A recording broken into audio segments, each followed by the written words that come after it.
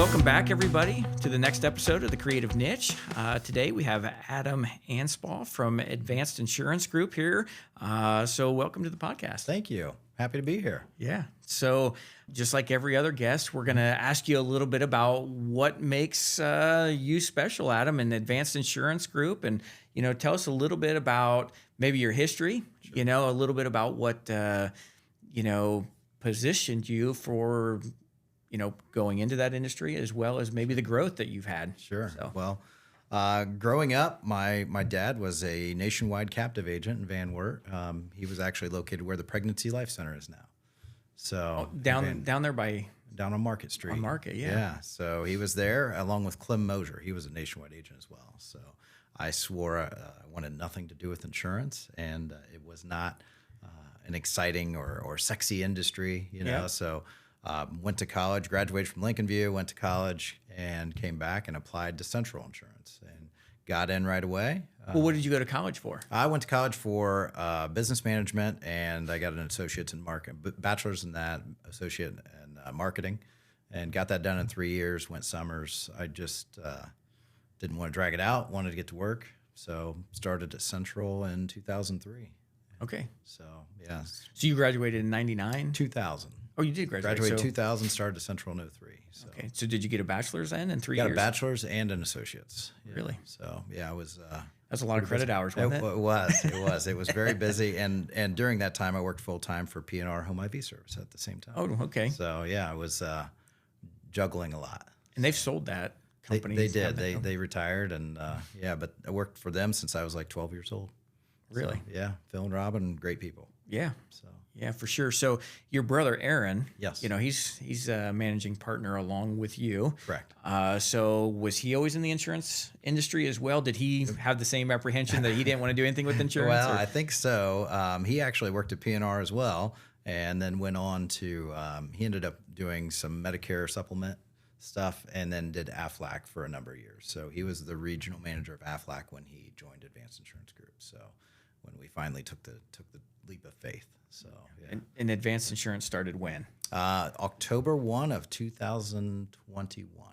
Oh, so it's only been 4 years. 4 or 5 years now, I guess. Yeah. So, but both of us had obviously a long background in the insurance industry. So you said 18 years? I had 18 years at Central in a variety of roles. Yeah. So, okay. Yeah, I started my career at Central in multi-line claims, so handling all the windstorms we've been having, handling that, property damage claims, handling liability claims with auto accidents, things like that. Got into some bodily injury, and then I transitioned down to commercial underwriting. Mm-hmm.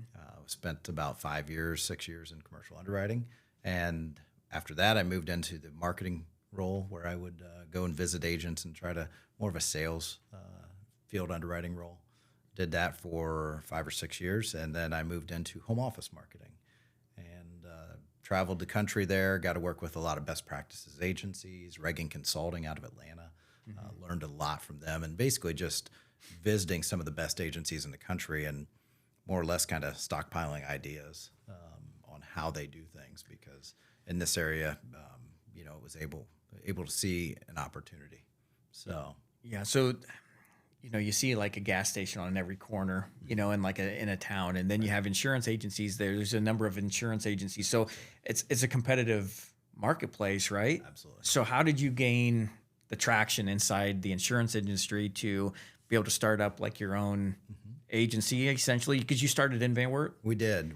So October of 2021, we acquired Rhodes Insurance that was in Van Wert, and Schmidt Massa Lloyd that was in Delphus. Mm-hmm. And so those two agencies, we were able to buy those from their owners, kept the owners on, kept all the staff on. And then what was interesting is they were paper file agencies. So it was kind of I'll say leap of faith. We didn't really know what we were buying, because you can't dig through all those files and really know. But then we, December 1st of 21, we acquired Promore Brothers Insurance. So three of them in 3 months. 3 months. Yeah. And so it was drinking out of a fire hose largely. Yeah. Promore Brothers, fifth generation agency. They were formed when Central Insurance started in 1876. So this year is 150 years for them.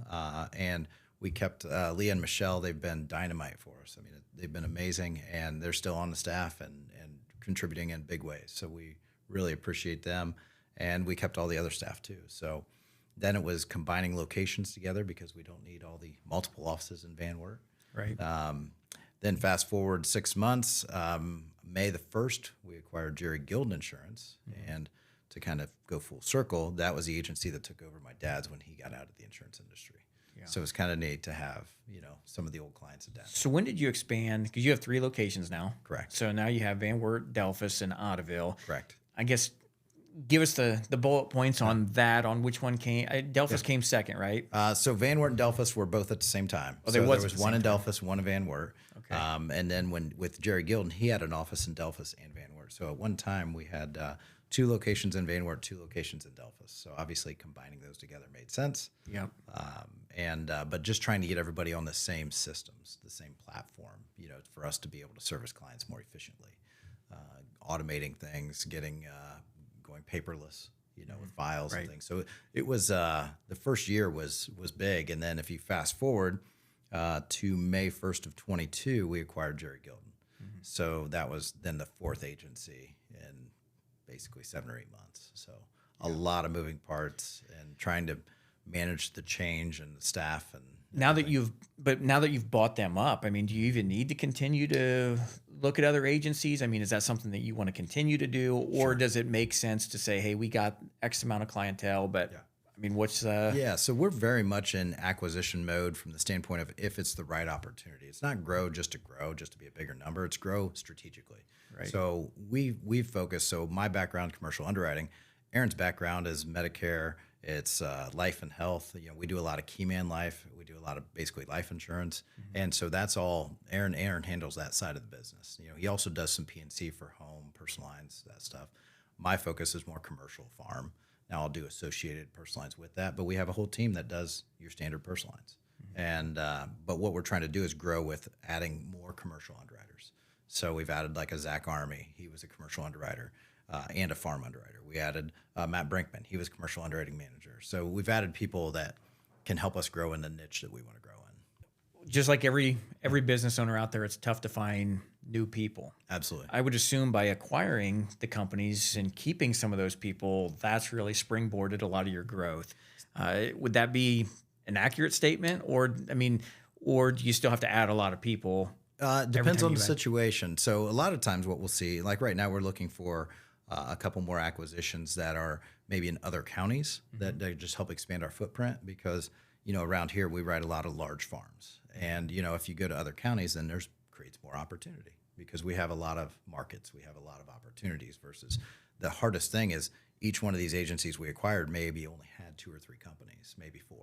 So if you are able to say, hey, now we have 15, now we have 18 companies, that's, you got a lot of mouths to feed, but at the same standpoint, it gives you a lot of opportunities to have the right fit.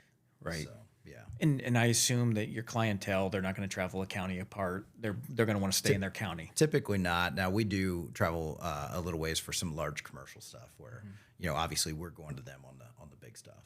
Right. So, that's part of your network. Absolutely. That's where that tie really helped you absolutely grow the company there. So yeah, that's interesting. I mean, because for us, anybody that we try to put on, we have to either train or develop. Right. There's just nobody we can really buy up that has the expertise that we're looking for. Maybe in the manufacturing side, now that we're increasing a lot of the CNC equipment and the automation that we're doing today, now we're starting to see that ability to say, hey, that person knows how to run, like let's say a Haas or a milling machine or something of the sort. We can start to pull those people, with some expertise. But man, I tell you what, with a lot of what we do, it's brand new. Yeah. Even if you had machining experience, it's different. Yep. And then the assembly and so, but. And from the hiring standpoint, like one of the things, I have several individuals I've been talking to for 2-3 years. And it's making sure that they're the right cultural fit for us, making sure their morals and values align with ours, and making sure that again, their knowledge and expertise, and just I want them to come in eyes wide open as to what this opportunity is. I don't want them to come in and then a month later be like, this is not what I thought it was. You know? So a lot of kind of culture of nurturing those relationships to see, and the timing has to be right for both of us. It has to be a need from our perspective, and there has to be the opportunity for them too. So life, you never know what life's going to throw at you. No, that's for sure. It's just, and you want to have a big enough company that people can feel like they grow. Right. I mean, Absolutely. I think that's a big thing with people is, you want to make sure that you're always expanding, because if you're not expanding, people are going to probably be like, oh, okay, it's stagnated. Right. So I think that acquisitions has been really good for you guys. It's been exciting to see your growth in 5 years. Yeah. I mean, I think you guys have done a great job. So you work with your brother. I do. I work with my brother. Sure. No, actually, I work with a lot of family. Sure. But how does that work with you guys? Is it just you and your brother? Or is there any other family members that you have in the company? So my wife does the accounting. Okay. So do have the opportunity to work with her as well. But working with my brother has really been, I would say, frustrating at times, but mostly a blessing. Yeah. It's just like anything with family. You say how you feel and you work it out, but at the end of the day, you're still family, and that's been the really neat part about it. But at the same standpoint, that hey, he's got your back, and everything's going to work itself out. So you have that, I guess, continuity between knowing that he's not going anywhere. No, we're invested together. We're going to continue to grow together, and so that's the nice part of it. But but you need a lot of other people. Absolutely, and it takes all of it to make it all work. So, what is, so you said your wife was involved in the accounting side. Yes. How does your family work with you guys being entrepreneurs? Because as entrepreneurs, a lot of times, and maybe it does for you guys, but it's like your brain never turns off. I mean, it's almost like when you have Thanksgiving dinner, you're talking about it. When you're at home, you're maybe talking about the accounting stuff that's going on. How do you separate, your family life? Maybe you can give me some tips, because I'm not great. No, I'm not either. And, my wife and I will be, sitting down at the end of the night, and I'll be asking questions about, whether we made this donation or whether we did X, Y, or Z. And I'm not real good at separating that. And that's, I think, one thing that my brother is better at is unplugging, going on vacation, and literally just turns it off. Yeah. The digital detox is what I'd like to call that. I'm not good at that because when I'm on vacation, all I think about is work. And when I'm at work, I do like to look forward to a vacation. Right. So it gives me something to look forward to, but then when I'm there, I just think about work. So, yeah. But I love what I do. So it doesn't bother me from that aspect. It's not like building something where you can see what you did at the end of the day, but it's just kind of, you get that sense of fulfillment and pride. It's what I enjoy more than a sale, like selling a policy, is when somebody has a claim, and then like this morning I got a text message and somebody was very grateful, and they just said, "Hey, I received my claim payment, exceeded my expectations. Thank you." Yeah, like that fills my cup more than, "Hey, I made a sale today," because it's more rewarding. That's why we exist. So as far as insurance goes, like you said, it's not overly exciting. It's not what somebody gets up in the morning and be like, "Oh, I can't wait to talk to my insurance agent," right? Most do not.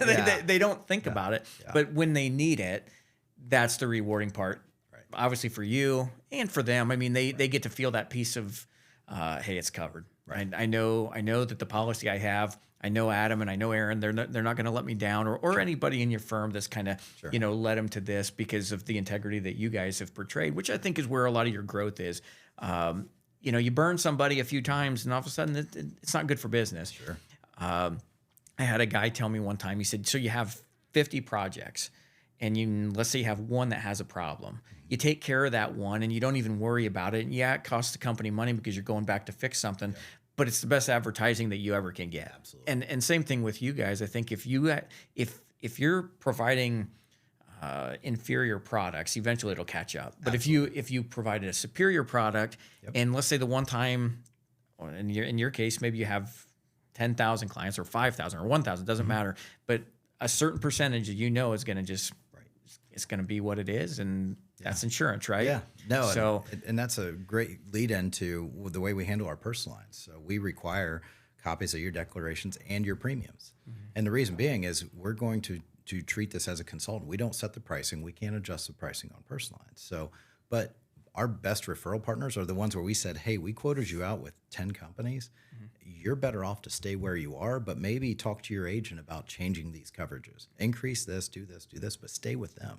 Right. Because that company clearly likes you the most. And, now's not a good time for you to make the switch to us. And those are the best ones because they refer their friends and family to say, man, they went through this whole process. They educated me. Yeah. And they told me to stay where I'm at. I'm adequately protected, and I'm getting a great value.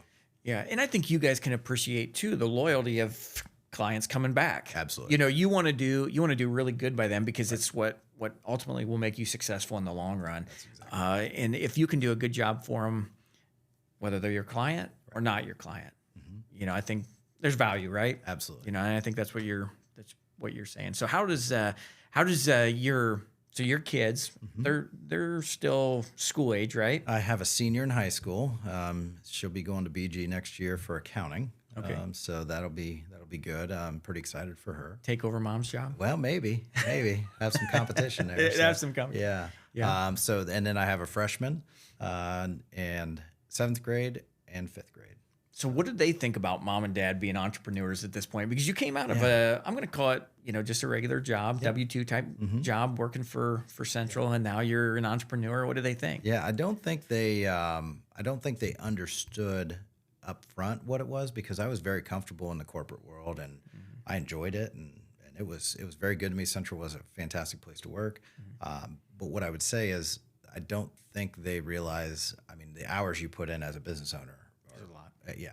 There's no 40-hour work week. It just doesn't exist. And, we literally work 7 days a week because we have offices to clean and and I believe my kids should do that. It gives them an opportunity, but it also, I want them, it's just like a chore at the home, except, hey, we have chores at the office. And so there are things like that I think just to kind of show them the work ethic and things like that. And, one of the things, if I'm not the smartest person in the world, I will outwork you. It's one of those things that I feel I'm pretty confident in. So yeah, no, and that's what it takes. Yeah,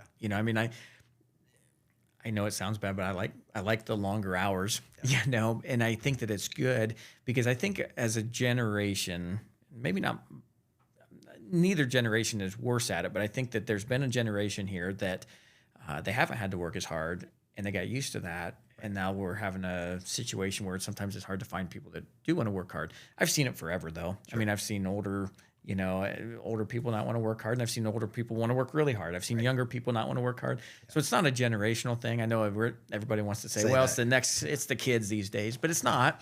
Yeah. It was, and really even at that, I think that it was a parent's, you have to train your kids to work. They have to understand that there's a certain amount of discipline that I have to have in my life to be successful. Sure. And unless you're lucky and you are really smart and you can utilize that. Right. But like you said, let's face it, we're not all going to be the smartest, so we better work hard. Yeah, that's right. That's right. That's where I'm at. Yeah. But I love seeing the kids, get involved anymore. And we've had tough conversations with our kids. If you want that, that's fine. It's good, but you're going to buy it. Absolutely. And you need to work for it. Right. Because does it really mean, do you really want it if you're not willing to work for it? That's what I tell my kids. Great point. Yeah.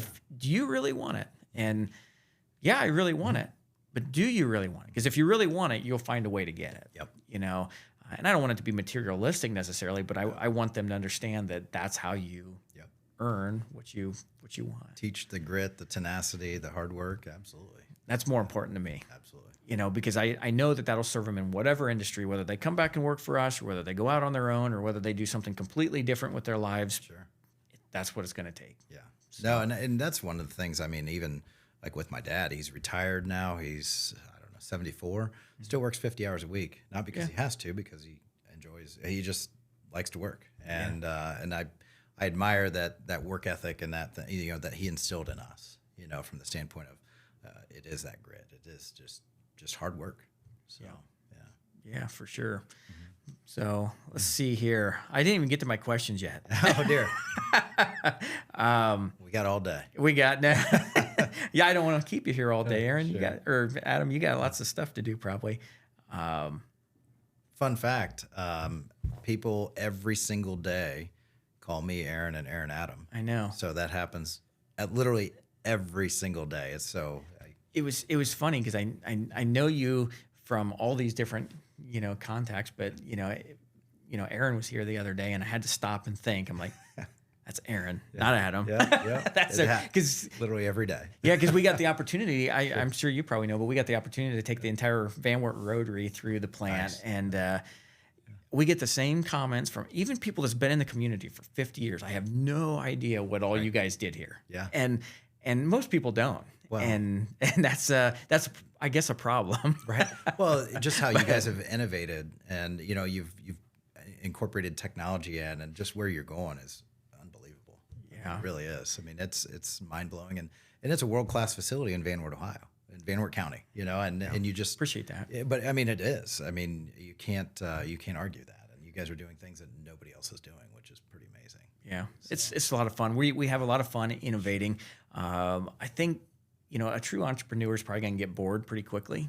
And that's not that we're getting bored, but we always want to evolve and do something more and add to and not shrink back. I mean, I was on economic development. They had their video about the data center. Sure. Did you see the video? Sure. Have you watched it? I have not. So they just put another one out, and it was interesting because, I don't know the lady's name, but she had an A and B shirt on. I assume that she's part of ownership out there. Sarah.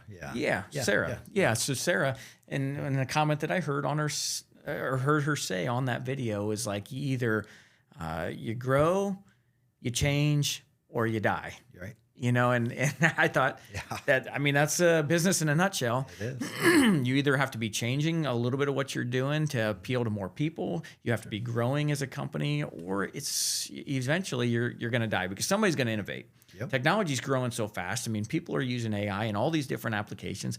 If you are just going back to the companies you bought up, they're paper companies. Yep.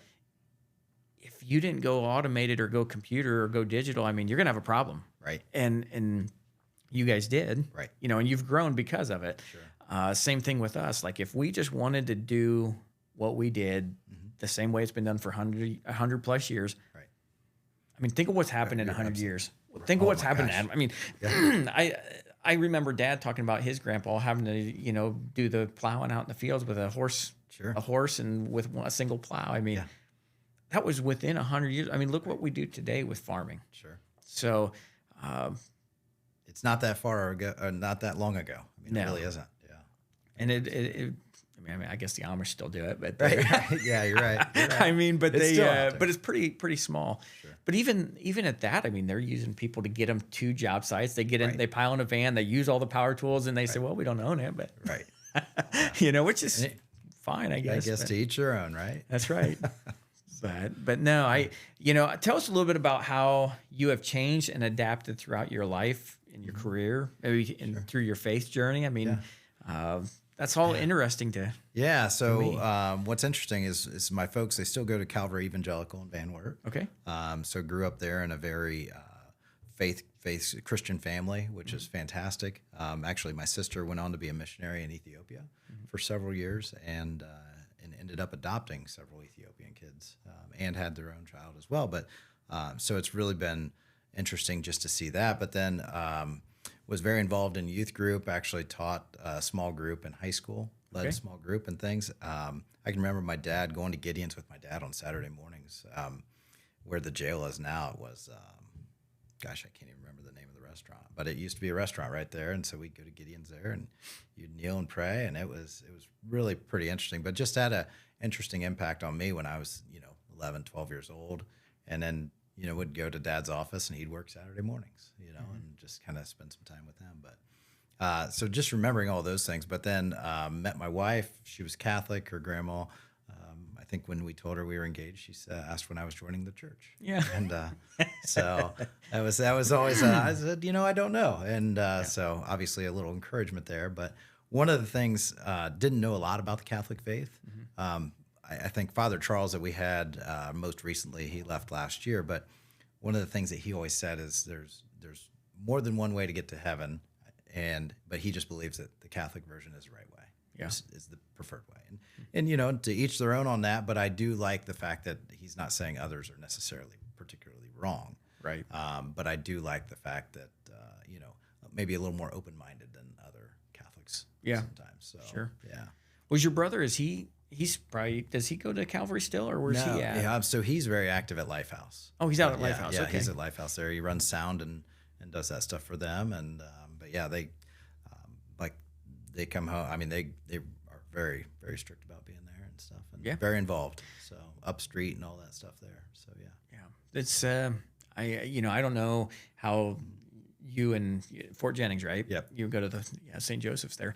So I don't know what you guys are seeing, but like at our church, we're seeing just a great expansion of the youth, young people, young families, along with, every demographic, I guess. But, but I think about a lot with these kids because it's so important.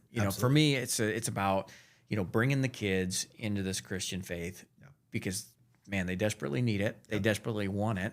And for so long, they, a lot of us in our youth, they kind of maybe walked away. I never did. I mean, I was always I grew up in the church, and by the grace of God, I kept all that really tight, to my belief and my core, but, a lot of kids didn't. Right. And, but a lot of them came back, and that's really good. Yeah. I see a lot of young families coming in, and, it's really exciting. Yeah. And it's, I would say, very similar experience that I've seen, kind of that same thing. We central relocated May down to Troy, Ohio, for a period of time. Father-in-law was ill, so we were kind of back and forth, and we never found a church down there, but we never stayed in that house for more than 4 days. Yeah. So at a time, so kind of back and forth. So we still went to church a little bit here, but not as much. And one of the things that I know my wife and I have discussed is it's interesting to see the young families with a newborn, the husband, wife, one child that are wrestling that kid through church. And, I don't know that I would have done that, and but it's been great kind of as we go through. And fortunately, my wife still teaches religion there every day. And, it's nice that we have a community where the school still allows the kids out for religion, which is nice. So, it's good. I'm excited because I'm gonna kind of keep prodding. One of the pastors at our church, I talked to him briefly about it. So I think I got him interested in coming in and doing a podcast with That'd me. That'd be good. We're gonna have him on here pretty soon because we're going through a massive growth. Really? So like 400 people is where we was about 5 years ago, if my math's right, and I think now we're probably averaging 1,200 plus. Wow. In about 5 years. So we've seen tons and tons of growth. And so we're in the middle of a big expansion. And so we're going to get him over here. Wow. Actually, I'll probably get Christian, and so if he listens to my podcast, you're next. You've been warned. You've been warned. It's not that bad. No. So, but no, we're excited about what we're doing as a church. We're excited about seeing where, and all the different people that's coming into the faith. I mean, it's so exciting. I mean, if we open our lives up to the Holy Spirit, I mean, what the Holy Spirit has done and, helped set people free and just get free of the garbage and see what peace there is in Christ, So we're really excited about where that's all going. Well, and just there's so much going on in the world and everything. I hope that pendulum is swinging back. I feel like during COVID and maybe prior, it was, you're just like, man, I hope the end of the world comes soon, because I felt like it was really getting bad. And now you feel like that faith is coming back. And, actually Aaron last night drove down to Athens. His daughter is involved in Crew down there. Yeah. And so she was speaking last night. So Aaron and Abby drove down there to see her speak. And she was going to go pre-med and be a doctor. And, the Lord redirected her. And does she go to what's the school in Athens? She was at OU. Yeah. She graduates here in a couple weeks from there. So, but she's going to stay down there and be involved full time in Crew. And and his other daughter, Lauren, she's down at Ohio State. She's an insurance major. Okay, so, I appreciate that. I wonder why. Yeah, exactly. Opportunity. I wonder why. But she's also involved in Crew down there at Ohio State. So that's pretty neat. So. Yeah, seeing your kids. I mean, successful parent is, in my way of thinking, is ones that see their kids following the faith, and then everything else that they do is equally as good. So I mean, if they can, well, not equally, but it's very beneficial to their life as a whole. Well, and especially there's so many voices, directions, things, and when you get away to a college campus, right? There's so many different influences. And you want them to kind of grow and maybe be exposed to some of that, but you certainly hope that you did a good job as a parent when they were growing up. Well, hopefully they got exposed to it with them still living at home for a while. I think that's really important. I mean, I know that a lot of times parents try to keep their kids from a lot of stuff. Right. I'm under the influence of let them get into, not trouble, but let them get into something to where they have to come back and say, Dad, what do I do? Sure. Gives you that opportunity to to still speak into that. Yeah. So you guys are big into community investment. Big time. Right? Yeah. I think that's a fair statement with all the stuff I see you guys doing. Yeah. How does that help you guys? For us, a lot of the community is never going to buy our product. Sure. And I'm not saying that you don't do community investment. That's not what I'm saying. Right. But for us to advertise a lot heavily for the local community, it really doesn't help us at all. So it's more about we have to take the stance of we're helping just because we want to help. Absolutely. Absolutely. Because there's only so much work in stained glass in Van Wert. I believe that. I understood. And the memorial side, yes. I mean, that's probably growing to where we could sell more of that locally, but there's still only a certain demographic that needs that. Sure. For you guys, I mean, it's big. It has to be. Yeah, and one of the things that we constantly hear is, boy, I see you guys everywhere. I see your information everywhere, that stuff. And what I'd say is, one of my big things that I push, I'm very involved in the school. I'm very involved in, I just got a call today from Ottoville that I'm going to work with them on the Great Shake, which is a junior high event to teach kids eye contact and public speaking and that stuff. But one of the things that I believe is that if everybody would just volunteer a little, you wouldn't need a few to volunteer a lot. Right. And so that's one of the things I really try to instill in my kids is, you have to give back to your community. There's a reason people move back to this area. They like it, but if they would all just invest a little bit, I can imagine how great it would be. So there's a lot of things that I'm passionate about. I feel like sometimes to the detriment of my family because I'm taking a lot of time away from family because of all these different entities. So that's kind of the constant struggle in my mind, but I do enjoy it. If I didn't, I wouldn't do it. But at the same standpoint, I also feel like you're doing a service to the community. Do your kids come help you in those? Absolutely. So, I mean, you're still tying in. Sure. And probably teach them some life lessons along the way. We try. Yeah, we try. But yeah, one of the interesting things you talk about, like the giving and the donating and things like that. I mean, the nice thing is when we donate, I mean, our name is there, and you do it. You don't do it specifically for the name recognition, but it's a nice benefit for us because everybody is a potential client. On the personal line side, everybody needs auto insurance, everybody needs home insurance, those types of things. But when you look at we have a mastermind, get together with 4 or 5 agents from other states, and we get together and we compare. And one of the things, we are the smallest agency in the mastermind. I picked the best at technology. I picked the best at commercial business. I picked the best at, all these different categories. And that's who I pulled together in this group. What's funny is we're the smallest agency and we give more than any 2 of them combined. Really? And so it's one of those things that, one of them tells me we're giving away the profits, and I just said, well, it's the community I have to live in, so I want to make it better. Right. So yeah. There's, as Christians, it's ingrained into you a little bit. I believe.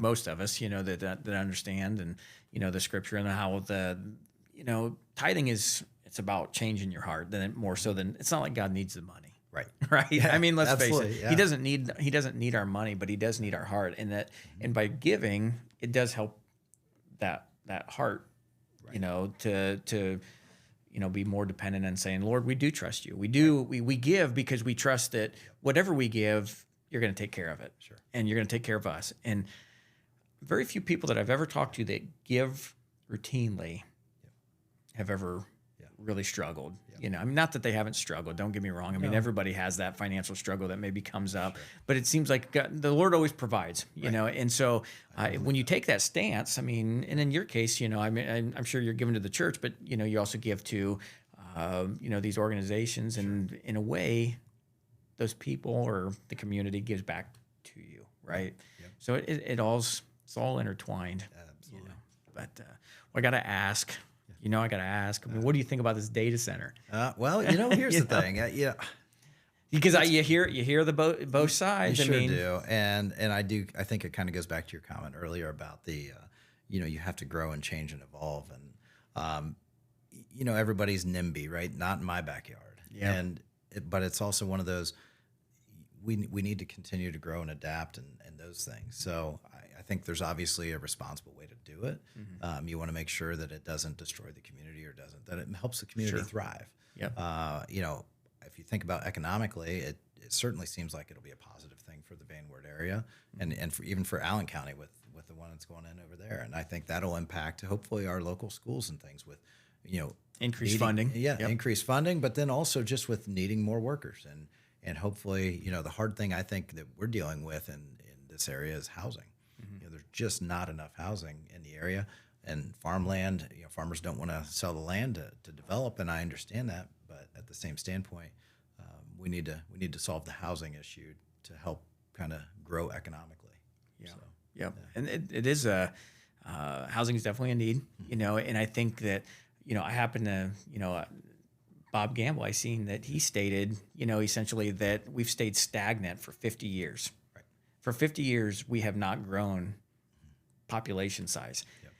Going back to that, you either have to have to grow or you end up dying. I mean, I think we're into the position where, it's important to grow or else you're going to hinder the community as a whole. Sure. You have more property values going down because people can't afford to take care of them. Where if you increase that economy, Right. it infuses more money into the local community, and it really helps everything. Right. So I'm on the same wavelength as you. I think that it should probably be a good investment for the Van Wert community. Sure. I understand the issues that people are looking at. I think a lot of them have been addressed. I mean, Sure. I have researched it to a certain extent, but obviously not to the extent that maybe some people have. But Sure. but I look at any business as if you're either pro business or you're not. Do you want to see Right. capitalism is formed around people that want to do better Right. things for themselves, for their community, everything like you guys. I mean, if you wouldn't be around, Adam, if you wouldn't have invested into your own company, and if you wouldn't have grown that, then these area schools or organizations, they wouldn't be getting the donations that Advanced Insurance Group does, right? That's true. And so without that growth from you guys and the agencies that you manage, I mean, there would be organizations that wouldn't be getting as funded as good as they could have. Sure. And that's a lot of times driven through private investment. Downtown is, correct me if I'm wrong, that's all private investment, isn't it?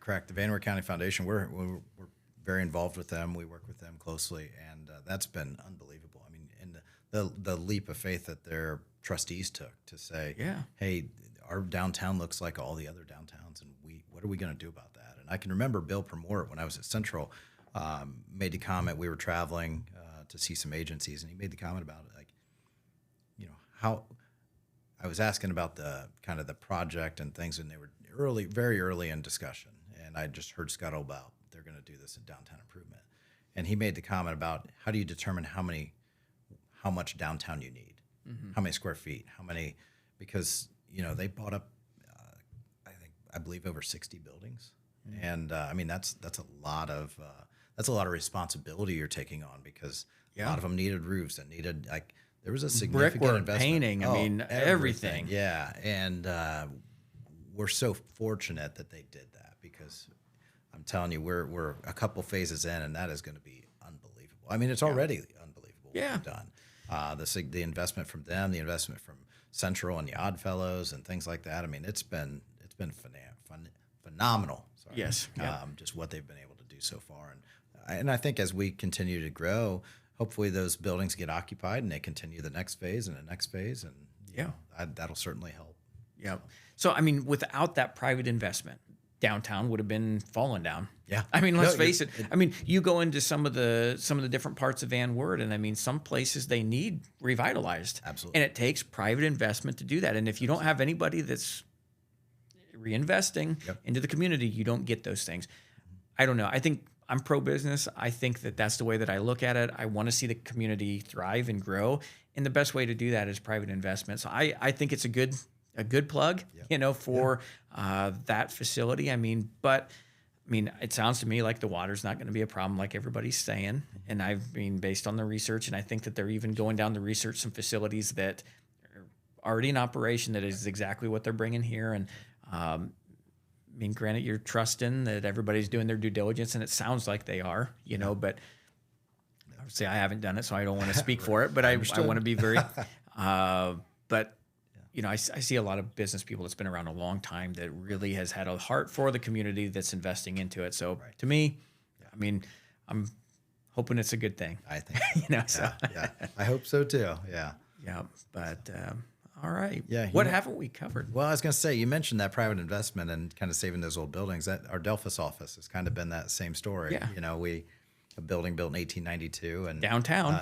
Downtown Delphus, and I call it our money pit because that's where all our money goes. But no, I mean it's really neat. It's very rewarding to see that, and that's kind of our I'll say our business card to Delphus to say, hey, we're here to stay. It's clearly not an investment at this point because we've overspent the value, but at the same standpoint, it's we took an eyesore in town and turned it into what I believe is a beautiful building. So that's been nice. Yeah. So yeah. That's what it takes. Absolutely. I mean, and it's not, like you said, it doesn't always add to your bottom line per se, because what value does that building have? I mean, I could be wrong, but could you have built another building? Oh, yes. A brand new building? Yes. So no doubt. I mean, so why do that? Yeah. You have to be community minded. Yes. Sounds like you guys are. Yeah, absolutely. Yeah. It's been good. Well, we appreciate you coming in today. Yeah, absolutely. This is a lot of fun. Absolutely. Yeah, we learned a little bit more about insurance. We learned a little bit more about you guys, and hopefully you guys continue to grow. It's exciting to see, and we're rooting for you as you move forward. Thank you. Appreciate it. Thank you very much. All right. All right. Well, that's it for this week's episode of The Creative Niche here with Adam Anspach. If you want to check out their insurance services at Advanced Insurance Group, but what's the best way to get a hold of you, Adam? So Adam at advancedinsgroup.com, or you can call us at 419-238-6214. Yeah. And if you want to learn more about any one of our companies, Window Creations, Crystal Creek Glass, or, just a little bit about us in general, check us out on the web, subscribe, keep watching the videos. It really helps, listen to us on podcasts and Spotify. And, but yeah, thanks again. And we'll see you on the next episode.